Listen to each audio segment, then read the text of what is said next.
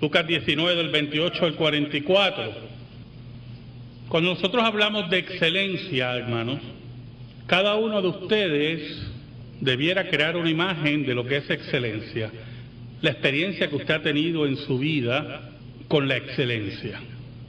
Si usted visitó una oficina del gobierno y lo atendieron rápido y bien, pues usted se siente satisfecho porque hubo excelencia en el trato. Si usted tiene una garantía de un producto y ese producto pues falla, ¿verdad?, y la garantía le hacen que le den otro producto nuevo, pues usted se siente satisfecho por la excelencia de esa garantía.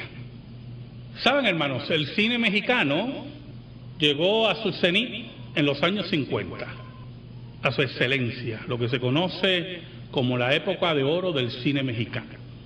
Sus películas, sus artistas, sus tramas recorrían Latinoamérica y el mundo. Llegó a superar a Hollywood en muchos renglones, principalmente por la excelencia del trabajo. El plan de Dios es excelente, no tiene fallas. Para nosotros posiblemente tiene fallas, o cosas que, caramba, yo lo hubiera hecho así. Pero el plan de Dios es excelente. Y en medio de ese plan de Dios, en medio de la ejecución del plan de Dios y de la soberanía de Dios, en el caso que vamos a hablar en esta tarde, se llevó a cabo entre lágrimas y entre niños, que sería el título de mi sermón, entre lágrimas y entre niños. Y aunque suena, cuando usted oye entre lágrimas y entre niños, puede sonar que usted está en una guardería, ¿verdad?, en un kinder, que es lo que hay, lágrimas y niños, o posiblemente en un hogar donde hay 3 o 4 muchachos que no se controlan y hay lágrimas y niños. Pero en la excelencia que vamos a hablar en esta tarde, vamos a ver que no está exenta la excelencia de la lágrima profusa y de la presencia inocente y de la fe fuerte e inocente de un niño. Oramos.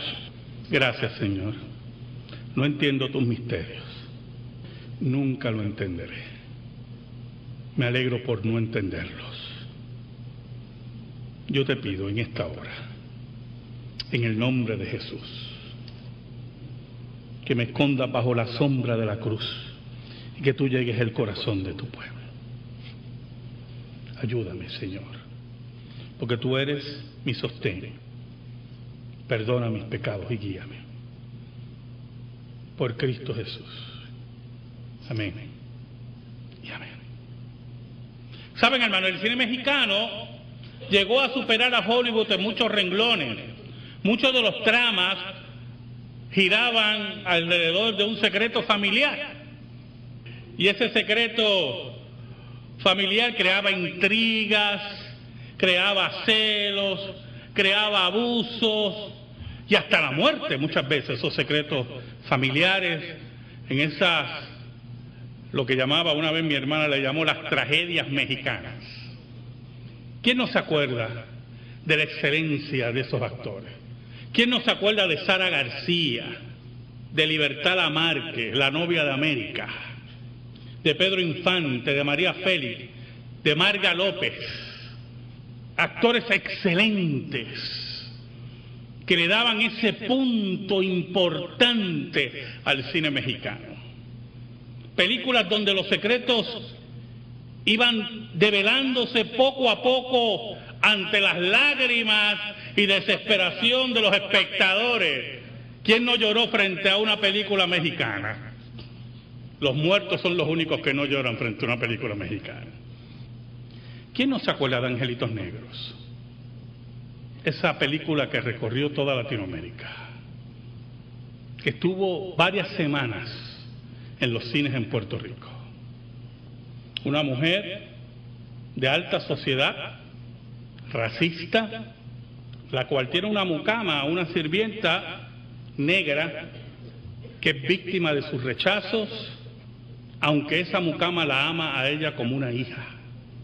¿Quién no lloró frente a Angelitos Negros? Un día, esa mujer de alta sociedad se casa con un hombre famoso y concibe una hija. ¿Saben, hermanos? Cuando Jesús pone su mirada frente a Jerusalén, es que sabe que se acerca la hora en la cual toda la obediencia pasiva de Cristo se iba a manifestar, la hora en la cual iba a demostrar, iba a hacer rabiar a los líderes religiosos. Jesús se dirigía a cumplir la profecía, esa profecía que había sido pincelada por Dios, escrita por Dios, y que se cumpliría al pie de la letra dentro de la excelencia del decreto y el plan de Dios. Siempre hablamos del pollino, ¿verdad? En esta época, y cómo cuando los discípulos van y piden el pollino y aquellos dicen, ¿qué usted hace? ¿Qué ustedes hacen? Y él le dijo, dile que el Señor los necesita. Y ellos dejaron ir el pollino, y muchas veces pensamos que fue una acción prácticamente milagrosa. Pero no, hermanos, tenemos que pensar también que Jesús tenía muchos conocidos y muchos amigos. Jesús tenía muchos amigos. Y cuando Jesús manda a sus discípulos a buscar el pollino y ellos le dicen, el Señor lo necesita, ellos eran amigos de Jesús. No había ningún problema. Y frente a ellos la profecía bíblica se va cumpliendo. ¿Sabe, hermano? Los fariseos y los enemigos de Jesús no estaban todavía preparados para asesinar al Maestro. Pero aquí entra en función el gran plan de Dios que nunca será frustrado. Si ellos pensaban atrapar a Jesús más tarde, un mes más tarde, o 2 meses más tarde, se equivocaron. Cuando Jesús entra triunfante a Jerusalén, Jesús obliga a los dirigentes religiosos a que su calendario, el pensamiento asesino, el pensamiento cobarde, coincida con el reloj de Dios, con el reloj del Padre. Dios había determinado una hora y una fecha para el rechazo y la muerte de Jesús. No era conveniencia de los fariseos, no era conveniencia del liderato religioso de Israel, era según el plan de Dios. Así es la excelencia, así es el Dios que nosotros servimos. Por eso es que Dios no tolera en ningún momento la indolencia, la irresponsabilidad con su obra. Por eso los reformadores nos enseñaron que todas nuestras actividades, sea en el gobierno, sea en la empresa privada, sea en negocios propios o sea en la iglesia, tienen que ser de excelencia, porque son para la gloria de Dios. La soberanía de Dios era la que dictaba las pautas en esa última semana de Jesús. Y usted dirá, pastor, en toda la vida de Jesús. Sí, lo que estamos hablando es de la última semana. En esa última semana donde los eventos se agolpan, como si los eventos se aligeraran. No hay ninguna ligereza. Se va cumpliendo el plan de Dios. ¿Sabe? Esta mujer de la alta sociedad tiene una hija. Y esa hija nace de piel negra. Cuando se la traen, ella está en el hospital, ella pregunta que si era una broma. Y dijeron que no, esa es su hija. Y ella inmediatamente entra en un trauma y la rechaza.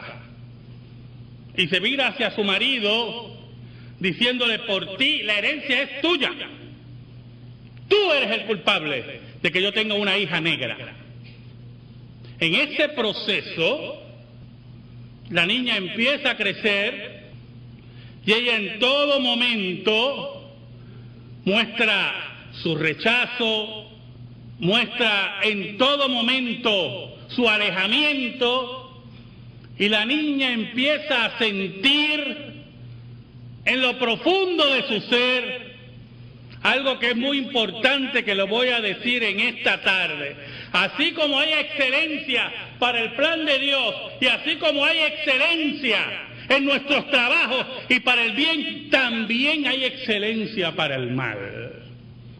Y no hay cosa más excelente que hacen los seres humanos que el mal.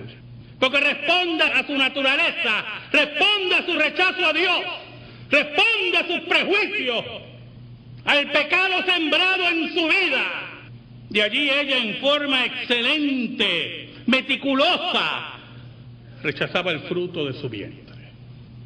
Y usted se imagina, los que vieron la película, y los que no la vieron les exhorto que la vean, ver a una niña pequeña, 2 o 3 años, ver las escenas de rechazo y rechazo, y el padre defendiendo a su hija, ella continuamente con palabras de rechazo, con palabras de odio.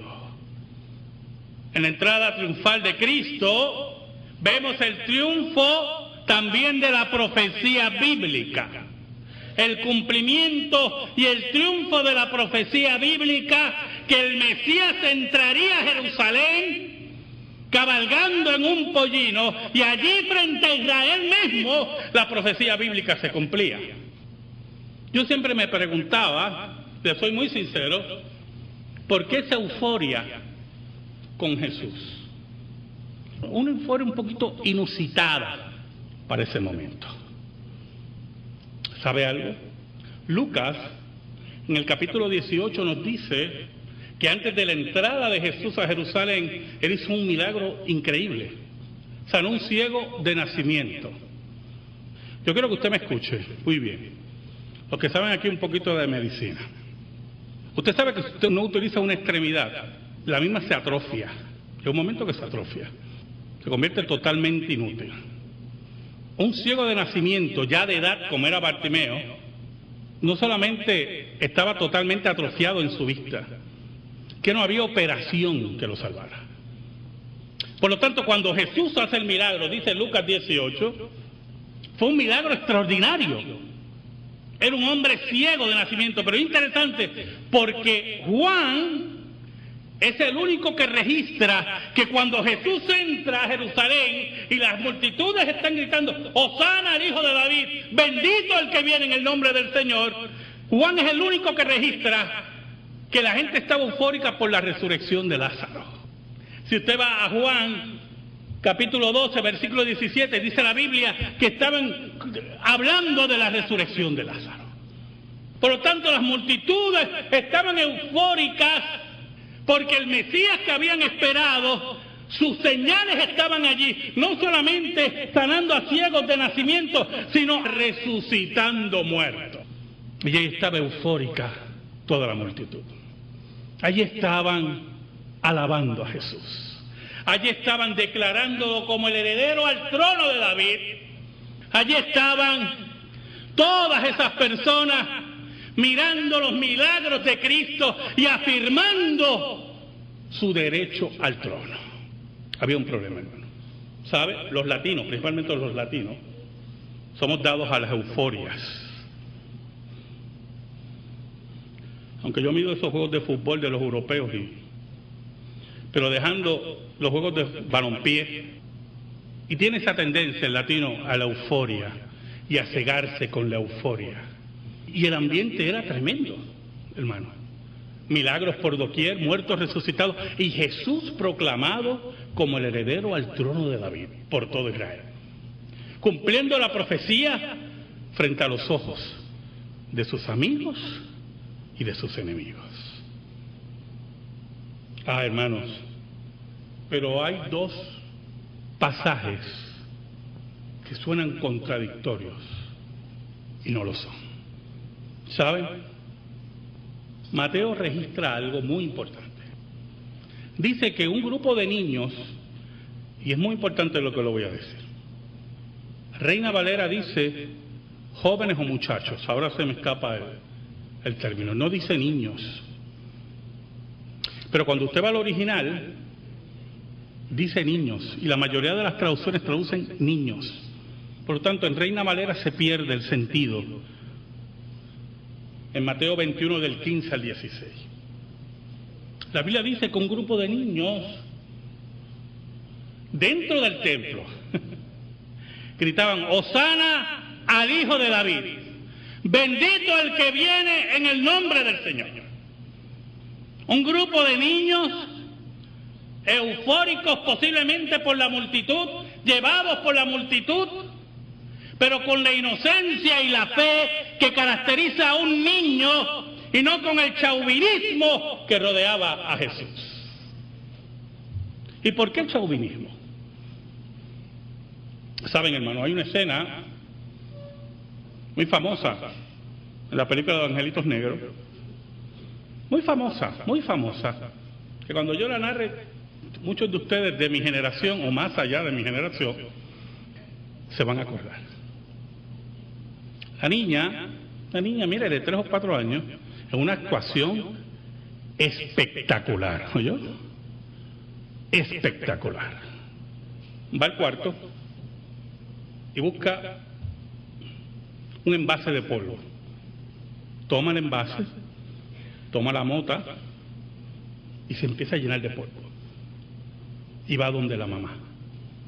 Y le dice, la mamá la mira: ¿qué tú haces? Pues ya que tú no me quieres negra, ahora soy blanca. Ríos de lágrimas en los cines, oyó, con esa escena.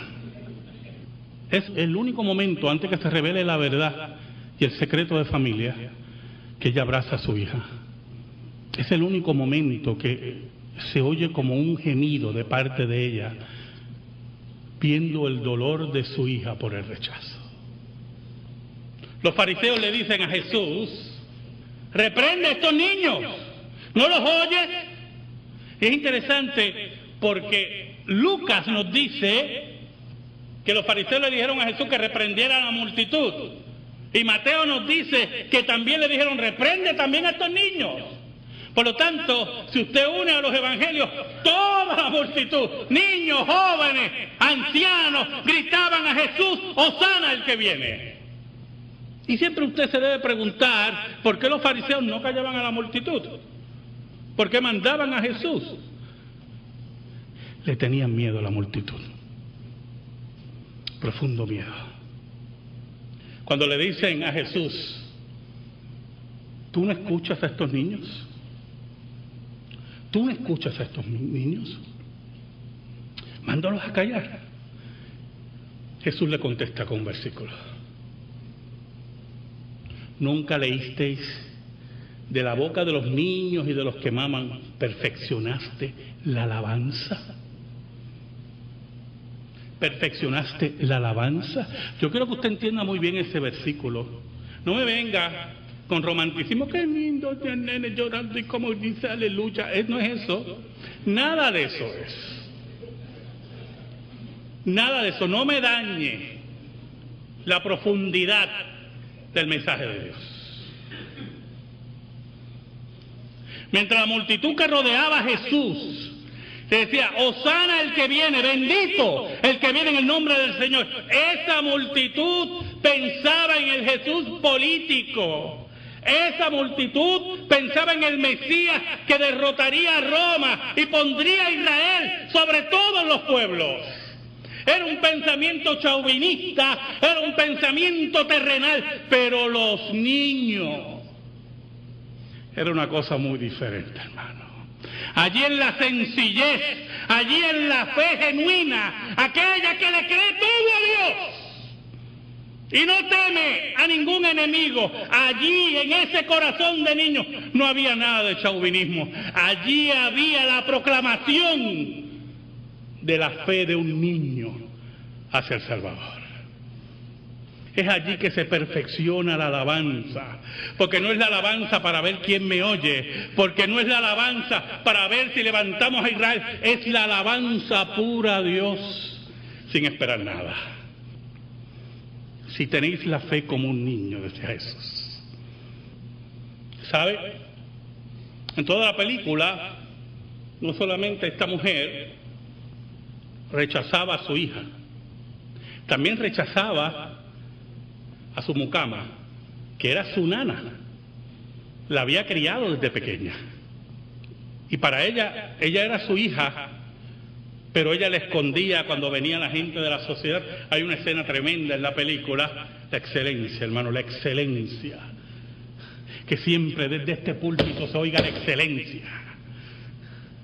Hay una escena tremenda en la película, hermano, tremenda, donde ella está con sus amigas y ella tenía escondida a la niña, y la niña llega y le dice mamá. Y sus amigas, que también eran un grupo de brutas racistas, porque para ser racista hay que ser bruto, la miran así y ella le dice, soy tan desgraciada. Y escondía a la mucama y la rechazaba, que le dispensaba cariños. Y rechazaba a su hija con el amor de niño. En un momento Jesús está cerca de Jerusalén y empieza a llorar profusamente. Yo me acuerdo de una época, posiblemente voy a decir algo que no es muy significativo, pero yo me acuerdo que cuando mis hermanas y mis primas, porque en casa era que los nenes no lloran, el cuento ese de hadas, que los hombres no lloran, cuando mis hermanas y mis primas lloraban, se tapaban la cara. Siempre fue así. Hay un cuadro de Jesús llegando a Jerusalén y él está allí llorando con sus manos tapándole la cara. Y Jesús dice en versículo 42, oh, si también tú conocieses a lo menos en este día lo que es para tu paz. ¿Qué paz? ¿Qué paz, hermano? ¿Qué era para la paz? Si tú reconocieras, decía Jesús, entre lágrimas, entre los gritos de los niños, entre los gritos de la multitud, que él sabía lo que quería. Añade el maestro, mas ahora está encubierto de tus ojos, no lo vas a entender. Porque vendrán días sobre ti cuando tus enemigos te rodearán con vallado y te sitiarán y por todas partes te estrecharán.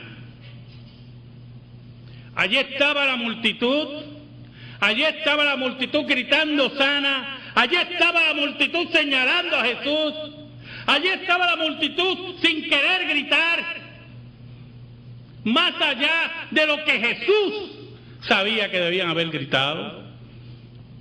Pero solamente en su corazón estaba el Rey terrenal, y Jesús lo sabía. Cuando debía ser un momento de fiesta, Jesús está llorando. Y solamente encontró en el corazón de los niños la verdadera adoración. Se acerca la hora que iba a ser tarde. ¿Sabe algo, hermano? Al final de la película, esta mujer tiene una discusión, sinceramente no me acuerdo si era con su esposo, y en la discusión interviene su nana, y ella discutiendo la empuja y cae por las escaleras. En ese momento su esposo le dice, esa es tu madre. Y ella en la histeria y en las lágrimas mira al sacerdote, y el sacerdote le dice, así mismo es. Era tarde, hermano, para pedir perdón. Cuando se acercó a ella, le quedaban minutos de vida. Minutos de vida. Esa madre que la había concebido en una relación ilícita. Esa madre que fue escondida porque era negra. Decidió nunca alejarse de su hija y prefirió la posición de sirvienta antes de alejarse del amor que iba a dispensar a su hija. Jesús le está diciendo a Israel, va a ser tarde. Entre lágrimas y niños, Jesús le decía, viene la hora que será tarde. Los ejércitos de Roma rodearán a Jerusalén. Y en el versículo 44 dice: y te derribarán a tierra y a tus hijos dentro de ti, y no dejarán en ti piedra sobre piedra, por cuanto no conociste el tiempo de tu visitación. No conociste que allí estaba Dios. No conociste que el que recibiste no era un simple político, era Dios mismo. No reconociste al Mesías que podía darte la paz, la verdadera paz, porque no era un Mesías político de guerra contra Roma, sino el príncipe de paz. Allí, hermano, entre lágrimas y niños, Jerusalén vio a su Mesías y solamente vio a un político. Fue la hora negra para Jerusalén. Fue la hora triste para Jesús. Amén. Gracias te damos, Señor, por tu palabra eterna que no se equivoca. Atesórala en nuestra vida. Por Cristo Jesús. Amén. Y amén. Estamos en silencio, hermano.